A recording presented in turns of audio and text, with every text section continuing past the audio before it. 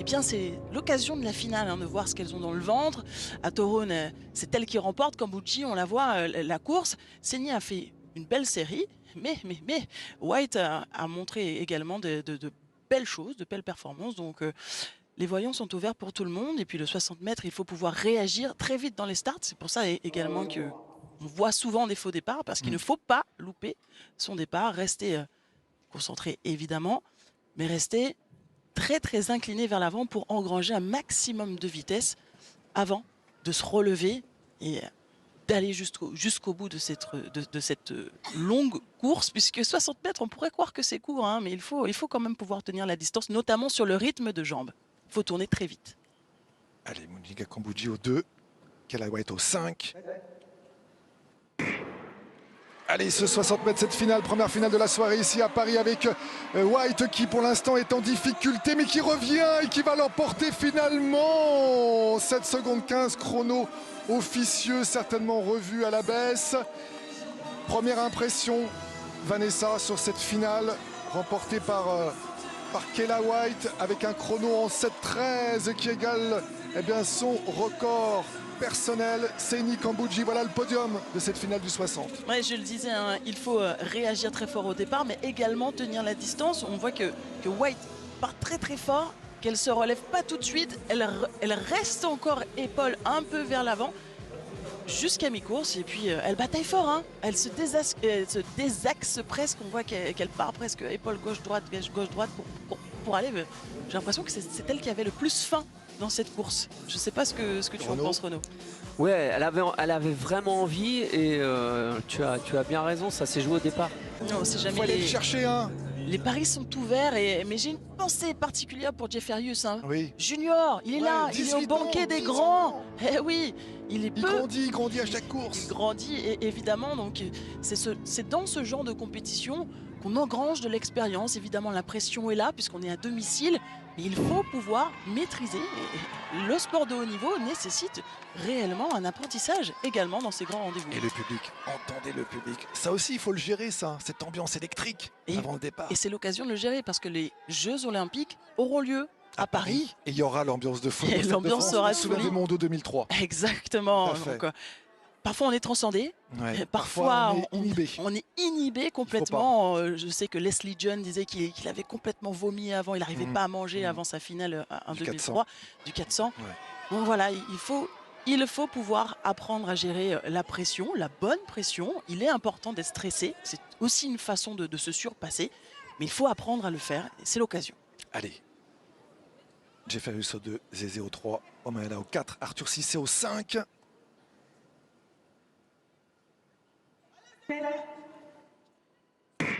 Allez, c'est parti. Allez Jeff, allez Michael Beba. Omaela qui pour l'instant prend la mesure de cette finale, qui va remporter en 6,57.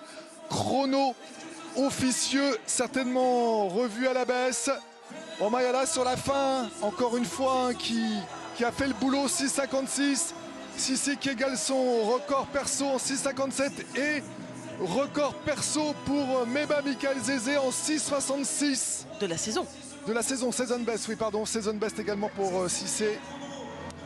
Eh bien, il a fait le job, hein. Je crois qu'on peut le dire, c'est une course propre. Moi, j'ai envie de dire, j'ai l'impression qu'il répétait des gammes. Voilà, il a été relâché sur la course, il n'a pas été particulièrement impressionnant. Il s'est géré par rapport à Cissé qui était juste à sa droite. J'ai l'impression qu'ils se sont tous les deux jaugés toute la course. En tout cas, c'est comme ça que je l'analyse. On va revoir ça. On voit au départ, voilà, ils sont quasiment au départ, même si c'est Cissé qui prend l'avantage sur le départ. Ouais, je suis d'accord. C'est Cissé qui est beaucoup plus saignant sur la sortie des blocs. Par contre, Omanyala, dans la deuxième partie de course, a une vitesse maximale qui est un peu supérieure. Et c'est logique parce qu'il a un record à 9,77 au 100 mètres. Donc j'ai envie de dire que c'est... Il commence à prendre la pleine possession. C'est le plus rapide qui a gagné. Messieurs, dames, on va... Le calendrier est serré, hein. Il y a les championnats de France dans une semaine. Ouais, et puis les championnats d'Europe qui se profilent. Bien sûr. Donc là, Sirena a fait vraiment ce qu'on attendait d'elle en série. Mais maintenant, en finale, il est là le résultat du meeting. Malheureusement, tout est remis à zéro. Les compteurs sont remis à zéro. Avec tout le monde là. Les séries, c'est juste gagner un couloir pour la finale. Donc maintenant... il y a une vraie course devant nous. Alisha Johnson également en couloir 2. Hein. L'américaine qui a couru en 7,82 cette saison également. Ça va être le feu pour cette série du 60 mètres féminin. Alisha Johnson qui était tombée la veille de Mondeville, qui a été capable de courir avec une épaule douloureuse et de l'emporter d'une belle manière. Donc elle est à surveiller en effet. Ouais, c'est même la favorite, je pense.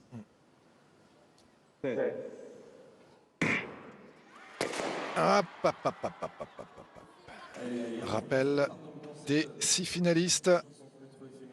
On va avoir le temps de représenter, de recontextualiser cette finale, les amis. Avec Ditaji Kambodji, on va revoir. Est-ce qu'il y en a une qui a... Non, pas vraiment. Pour l'instant, à l'œil nu, comme ça, c'est compliqué de voir qui aurait commis l'irréparable.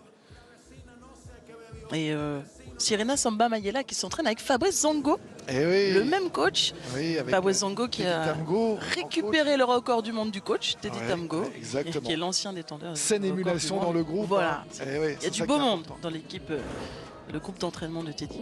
Effectivement. Teddy qui a un groupe resserré, mais de vrais talents pépites qui justement se montent les uns les autres, se challenge. C'est ça qui est important aussi dans un groupe d'entraînement. Nadine Visser, la néerlandaise, qui sera au couloir numéro 5 de cette finale, avec Sirena Samba Mayela à sa gauche. Donc pas de faux départ, bien sûr. Rita Horschke qui a fait un petit signe au juge pour signaler un petit souci avant au niveau du réglage de ces blocs. Elle va reculer peut-être d'un cran. Alors sur reculer son start. Au départ, au 60 mètres plat, c'est-à-dire sans haie, on peut se tromper quelque peu sur la position, puisqu'il n'y a pas d'obstacle devant, alors que sur les haies, il faut que ça soit millimétré. Légèrement avancé d'un cran. Que le coach de haie ne va pas me contredire. Hein. Ouais, évidemment, c'est intéressant ce qu'on a vu. Vous avez vu que c'est avec les mains. Avec ses mains qu'elle a calculé la distance entre le bloc avant et la ligne, et aussi entre la ligne et le bloc arrière. Et puis aussi, elle a mis deux coups de talon là sur ce qu'on appelle la crémaillère, parce qu'il y a des pointes, comme les pointes qui sont sous les chaussures, qui sont sous les starting blocks, évidemment, pour mettre accroché. Bien sûr. Parce qu'au départ, il y a une pression incroyable. Alors, moi, je n'ai pas les chiffres, hein, mais certaines personnes qui sont très statisticiens connaissent la pression que certains athlètes sont capables de mettre sur les starts. Ouais, Horschke, elle est vraiment gênée avec son bloc avant. Elle a encore bougé là. C'est pas l'idéal pour être serein. Elle n'a pas la même position que les autres. Hein. On le voit.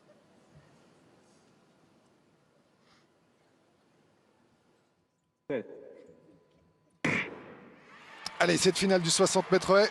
C'est parti avec Ditaji Kambodji qui a pris le meilleur départ, qui pour l'instant fait le lead, et avec le retour de Nadine Visser. Sirena Samba Mayela était un peu moins à la fête, Renaud, sur cette finale. Ouais, elle est passée complètement à côté de la finale, tout simplement. Le départ n'était pas mauvais, mais c'est à partir de la 2, m'a pas semblé, je ne l'ai pas vu taper une haie, faire une grosse faute technique. Donc peut-être qu'elle était un petit peu émoussée, elle s'est étiolée. J'espère qu'il n'y a pas une raison musculaire à ça. Mais en tout cas, sur la fin de course, elle n'a pas pu rivaliser avec les autres. On va revoir la course. Donc voilà. Ditaji Kambodji, elle... alors... Record de Suisse. Record de Suisse pour Ditaji Kambodji en 7,86 dans le même centième. Allez, messieurs, dames, il y a France avec Sirena. Sirena, en fait, tout simplement, elle est beaucoup trop haute. Elle est en train de regarder sa course avec France, Renaud, justement. On va écouter peut-être ce qu'elle a à dire, France. Ouais, Sirena qui est en train de regarder son propre ralenti. Il y a eu des erreurs, il y a eu des touchés de haie, on n'a pas bien vu. Plutôt une mauvaise rentrée dans la course, je dirais. Je me suis senti survolée la première. Donc voilà, c'est dommage parce que j'avais senti les jambes dans les départs juste avant. Mais bon, tant pis. Je sens qu'il y avait énormément de pression sur mes épaules là. Non, justement, je me suis sentie plutôt encouragée. Franchement, ça m'a donné plus de boost. En plus, c'est tard, donc bon. À ces heures-ci, j'étais un peu envie de dormir. Normalement, ça m'a vraiment motivée en plus. Qu'est-ce qui se passe avec les faux départs? Tout à l'heure, vous en avez fait un beau. On en a eu plein depuis le début. C'est quoi? C'est Paris? C'est le stress? C'est l'envie de bien faire? Je sais pas. Franchement, je sais pas du tout. Comment vous en faites un, vous, tout à l'heure? Comment vous l'expliquez, par exemple? L'envie. L'envie, l'adrénaline dans les jambes. Voilà. Ce public parisien qui est derrière vous, qui est complètement acquis à votre cause, ça vous peut pousser des ailes, ça, normalement. Ouais, non, franchement, c'était un plaisir en tout cas de courir sur cette piste. Bon faire valoir. Et puis Kevin aussi. Hein. Kevin, on va voir ce qu'il vaut sur cette confrontation. Alors bien sûr, Pascal Martino-Lagarde, hein, le vieux guerrier de l'équipe de France et des Françaises, toujours là. Il a commencé sa saison, on va dire, tranquillement. Et il a réussi à bouger ses jambes un petit peu plus vite à Val-d'Oreuil avec son 7,63. Bah, maintenant, il faut continuer Je pense que Pascal, il aime ce genre d'ambiance, il aime la confrontation comme ça. Surtout avec, puis il aime l'ambiance aussi. Hein. Avec un Américain. Il a souvent dit l'ambiance aussi, ça le porte, ça le transcende. Bah ouais, c'est un garçon normal. de compétition, c'est un compétiteur. C'est ça qu'il aime, quoi, tout simplement. Écoutez l'ambiance, On le voit incroyable. à chaque fois qu'il porte le maillot Va falloir de France, que le public un fou, hein, Pascal. baisse Donc, un tout petit peu, parce que sinon, ils vont jamais pouvoir donner le départ. Alors Kevin, il est capable d'aller très vite, hein, on l'a vu. Et ça a été mentionné, Sacha Zoya a fait des départs avec lui, il était vraiment pas très loin. Ouais, ils ont fait des séances là ensemble à l'INSEP il y a de cela quelques jours.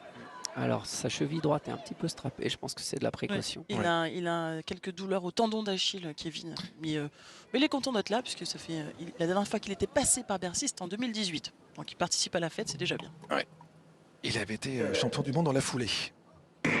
Allez, c'est parti avec Kevin au couloir 2, avec Dixon, Pascal Martino-Lagarde qui est légèrement en retrait, Dixon avantage, mais attention Pascal qui revient, et attention également au couloir 6, le Polonais Kilian qui revenait comme une bombe sur la fin, 7,64 pour le vainqueur de cette série.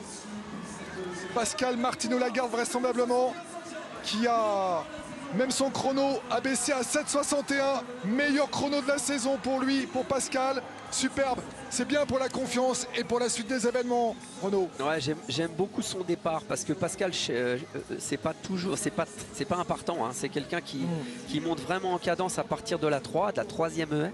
Donc quand il est capable d'être dans le coup sur la première haie, en général, ça va au bout. Et là, on voit Kevin à l'image qui s'est bien battu. Malheureusement, par rapport aux autres, il lui manque la fréquence, quoi. Il lui manque les cadences, ce qui est vraiment très très spécifique au hurdler, la capacité à bouger très très vite le pied, les genoux. Et on voit que Kevin est propre, hein, il rase bien l'obstacle, on le voit bien, c'est quelqu'un qui a une très très belle technique. Renaud, je vais vous couper, excusez-moi, mais priorité évidemment au tableau, mais surtout à France Piron, qui est avec Kevin Mayer justement.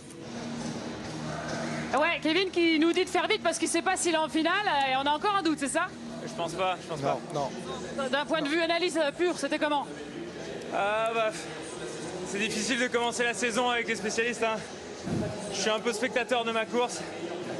Je vois l'Américain partir très fort et après je me mets dans le rythme, mais c'est trop tard. J'ai pas la hargne qu'on me connaît. Après, c'est pas une mauvaise course. Hein. 7,77, c'est un très bon temps pour débuter la saison. Mais bon, j'espérais mieux vis-à-vis des entraînements et tout, donc un peu déçu, ouais. J'ai le regret de vous dire que vous êtes officiellement éliminé. Mais c'est quand même bien de venir à Paris. Ouais, non, c'est bien. Ça fait trois fois d'affilée que je suis forfait pour Paris parce que j'ai des blessures, donc on va dire que ça évolue bien, mais un peu déçu quand même, ouais, vraiment frustrant parce que hier je fais des départs de dingue et je fais des départs avec Sacha super et en compète là, je sais pas. Je veux trop faire, je prends trop autant et je suis un peu spectateur, c'est dommage. Sacha qui était à fond dans le public derrière vous, on l'a vu. Merci beaucoup. Fabrice Zango en bout de piste, lui qui est aux commandes de ce concours avec ses 17,38 m réalisés en tout début de soirée. 5e essai pour le détenteur du record du monde en salle, on le rappelle, et c'est 18,07 établi l'an passé à Aubière, vice-champion du monde à Eugene, médaille de bronze aux Jeux de Tokyo et médaillé de bronze également aux mondiaux déjà à Doha en 2019. Et bien sûr un meeting qui lui sourit, Fabrice Zango. Hein. 2019-2020, c'était des performances de folie qu'il avait réalisées, notamment les 17,77 à l'époque. C'était la 4e performance mondiale de tous les temps en salle. C'est parti pour ce 5e essai, et au-delà des 17,38 qu'il a réalisé tout à l'heure. Wow. On parlait tout à l'heure de la piste qui est surélevée à la perche, c'est également le cas au triple, donc il faut pouvoir également s'adapter. A priori c'est une piste qu'il maîtrise puisqu'il réussit à faire de jolis sauts là, c'est un saut en totale maîtrise, il n'y a pas beaucoup de déchets, je sais pas. On attend beaucoup de lui bien sûr, Acer Martinez, les retrouvailles. Jason Joseph, ça va être un truc moi, de feu. je vais encore me mettre dans la perspective des championnats d'Europe de Istanbul. Asser Martinez. Je me dis que là, il y a 3 postulants. Il y a 3 postulants à la médaille d'or. Bien sûr. Avec Joseph là qui est en train de passer un cap et qui s'invite maintenant à la table des grands. Regardez Et Pascal. PML évidemment avec sa carrière tout simplement immense est un postulant naturel. Et puis Asser Martinez est champion d'Europe en plein air. Il est lui aussi un postulant. Et puis on a quand même, il y a toujours un Américain de service. Ah bah oui. Donc on a une belle finale. Michael Dixon notamment, qui un ton au-dessus par rapport à Louis Rollins. 2 Américains au 1 et au 6. Et les Européens, pleine piste. Pascal Martino Lagarde au 5, Jason Joseph au 4, Asser Martinez au 3 et le Polonais Kilian au couloir numéro 2. Pascal, c'est 8 médailles internationales en salle. Ouais, Dire le grand c'est champion quasiment qu'il est. une médaille à chaque championnat. Et si Ditaji Kombunji avait montré la voie à Jason Joseph? Et si. Allez, la mise en action de Pascal Martino Lagarde au coude à coude. Asser Martinez qui est en retrait. Et c'est le Suisse Jason Joseph. Renaud, bravo. Et bravo Jason Joseph qui remporte cette finale. En patron, hein, il a été très solide. 7,48, nouveau record du meeting pour Jason Joseph. Et nouveau record de Suisse. Nouveau record de Suisse pour Jason Joseph. Quelle course! Je crois qu'on assiste à l'avènement d'un crack, d'un nouveau garçon avec qui il faudra compter. Il 24 était ans. Champion d'Europe espoir. Jusque-là, ça traîne un petit peu, mais là, voilà, maintenant, ça y est, il ne pourra plus se cacher. Il est à la table des grands et c'est une première victoire de classe internationale. Ouais, j'ai envie de dire bravo Renaud, hein, parce que Nadine Visser, bien vu. Jason Joseph, bien J'avais vu. dit Alisha Johnson sur les... Mais en série, tu as annoncé déjà que c'était une fête. Allez, Pascal Martino Lagarde qui est avec France Piron. Ouais, qui revoit le ralenti de cette course. Quel chrono de la part de Joseph. Vous étiez pas si loin? Ouais, j'étais pas si loin. Mais c'est quand je fais la série, j'étais plutôt très énervé contre moi-même parce que j'ai pas réalisé ce que je voulais faire et je voulais surtout rectifier sur la finale. Si le chrono il descend drastiquement comme ça d'un coup, c'est que j'ai mis en place ce qu'il fallait mettre en place. Je suis pas tout à fait encore content, il reste encore du boulot, mais bon, le chrono descend, je suis content. Il y a 5 centièmes là entre moi et Jason Joseph. Je pense que les championnats d'Europe seront très relevés. Et les Espagnols aussi, ouais, ça va être un carnage là-bas. Merci d'enlever les lunettes, mais vous savez qu'on adore quand vous faites le show et le public parisien vous adore, ça vous pousse ça? Ouais, l'ambiance elle était folle. Là, c'est là où je peux définir une belle différence entre la salle et le stade. Regardez comment c'est confiné. C'est les haut-parleurs, la musique, les applaudissements, les cris, c'est incroyable. Donc voilà. Rendez-vous à Liévin? Rendez-vous à Liévin en pleine forme, avec un pic de forme. On espère en faire mieux que ça. Pourquoi pas chercher à être European leader avant Istanbul. Mais ouais, c'est cool. Merci Pascal. Merci.